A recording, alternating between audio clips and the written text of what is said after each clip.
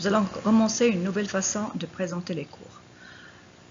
Pour cela, vous devez suivre les directives suivantes. Vous ne devez pas passer d'une diapo à l'autre sans avoir étudié de façon approfondie la première. Vous ne devez pas chercher à voir les résultats ou bien les réponses, sinon vous n'allez pas en profiter.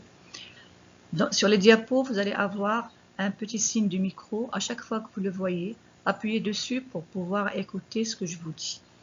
Ensuite, vous allez avoir en haut une petite icône qui vous dit sur quel cahier vous devez travailler et vous passez doucement d'une diapo à l'autre. Avant de commencer, vous devez vous mettre sur le mode diaporama pour ne pas voir les diapositives sur votre gauche. Soyez attentif à ce qui est dit, soyez minutieux dans votre travail, soyez prêt avec un cahier, un stylo, vos différents cahiers de leçons, de brouillons, d'applications, et vous suivez les directives de votre enseignante. Bon courage. Notre leçon d'aujourd'hui est l'imparfait. Écoutez. Leïla était une petite fille très sage. Elle écoutait sa maman et ne faisait jamais de bêtises. Elle finissait sa soupe et ne rechignait jamais devant un service à rendre à quelqu'un.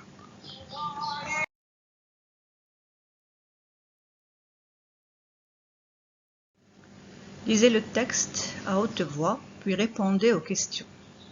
Première question, quel est le personnage de ce texte? Deuxième question, comment était-elle? S'il vous plaît, vous faites l'exercice doucement et sans regarder la diapo suivante. Merci.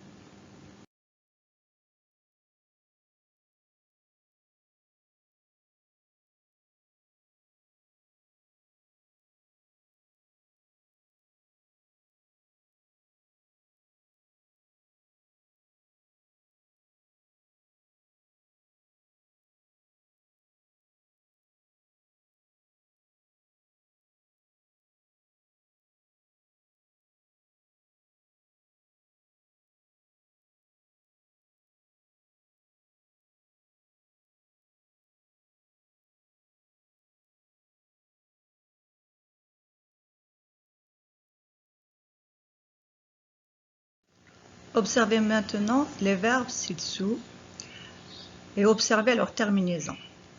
Vous allez remarquer que pour la même personne, nous avons la même terminaison AIT, AIT, AIT pour tous les verbes, que ce soit l'auxiliaire être ou les verbes du premier groupe rechigner et écouter, ou le verbe finir du deuxième groupe, ou même le verbe et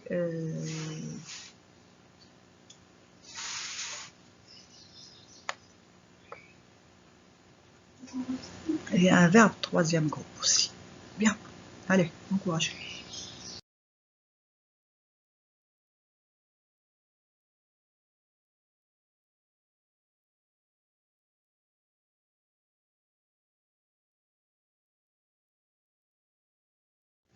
Vous allez observer maintenant que quand on change la troisième personne du singulier à la troisième personne du pluriel, notre terminaison aussi change, et on passe de AIT à AIENT, mais ça reste toujours, c'est la même pour les verbes du premier et du troisième groupe, comme dans la phrase écouter, AIENT, ou faisait, AIENT. Observez bien le verbe faire, même s'il y a un AIS avant, ce n'est pas la terminaison, c'est le radical. Faites attention à ce verbe, il est très particulier. Maintenant, on va passer à ce qu'on doit retenir.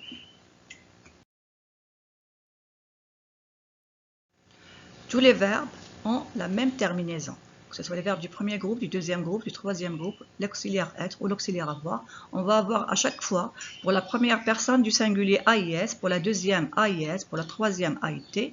Pour la première personne du pluriel, nous allons avoir IONS, la deuxième personne c'est IEZ et la troisième personne c'est AIENT, pour tous les verbes.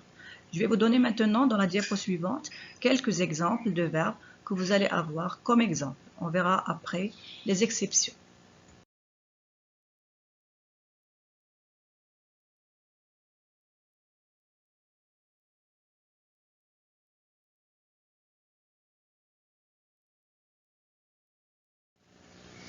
Recopiez le texte sur votre cahier, puis faites l'exercice. Vous soulignez les verbes qui sont conjugués à l'imparfait. Vous faites un petit tableau pour mettre dans une première colonne les verbes conjugués, dans une deuxième, votre verbe à l'infinitif, et puis vous entourez les terminaisons. Bon courage. Ensuite, vous allez ouvrir la diapo qui va venir après, où vous trouverez la correction. S'il vous plaît, faites l'exercice sur votre feuille avant de regarder la correction. Je ne suis pas là pour vous surveiller, mais si vous ne le faites pas, vous n'allez pas profiter de l'apprentissage. Allez, bon courage.